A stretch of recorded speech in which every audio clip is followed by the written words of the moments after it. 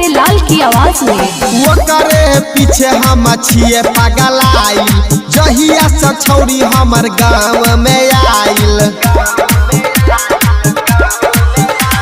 वो करे है पीछे हम छिए पगलाई, जहिया से छौरी हमर गाँव में आइल। बतिया बोलै छै उमा जाके वाली खाली, बतिया बोलै छै उमा जाके वाली।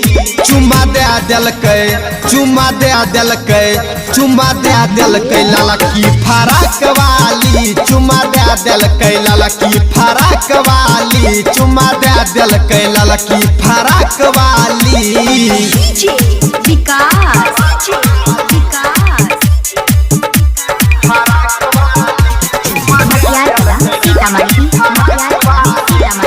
Mix by Balbhadra Singh.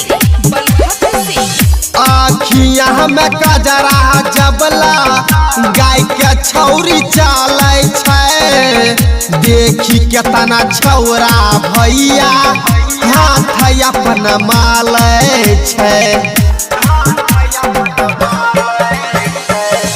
आखियाँ में कजरा जबला गाय के छौरी चलै छै, देखी केतना छौरा भैया हाथ अपन मालै छै। पातर छीतर छै उखारा नाक वाली, पातर छीतर छै उखारा नाक वाली। चुम्मा दे देलकै, चुम्मा दे देलकै, चुम्मा दे देलकै ललकी फराक वाली, चुम्मा दे देलकै ललकी फराक वाली, चुम्मा दे देलकै ललकी फराक वाली। डीजे विकास,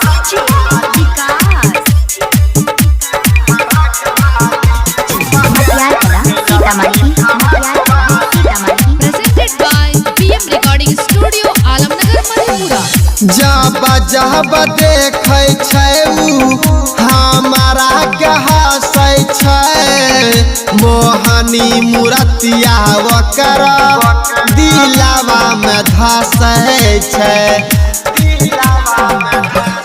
हाँ हाँ जब जब देखै छै उ हमारा के हँसै छै, मोहनी मूरतिया ओकर दिलवा में धसै छै।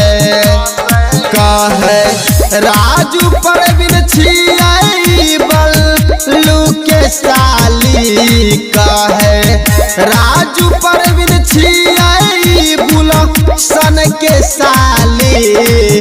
चुम्मा दे देलकै, चुम्मा दे देलकै, चुम्मा दे देलकै ललकी फराक वाली, चुम्मा दे देलकै ललकी फराक वाली, चुम्मा दे देलकै ललकी फराक वाली।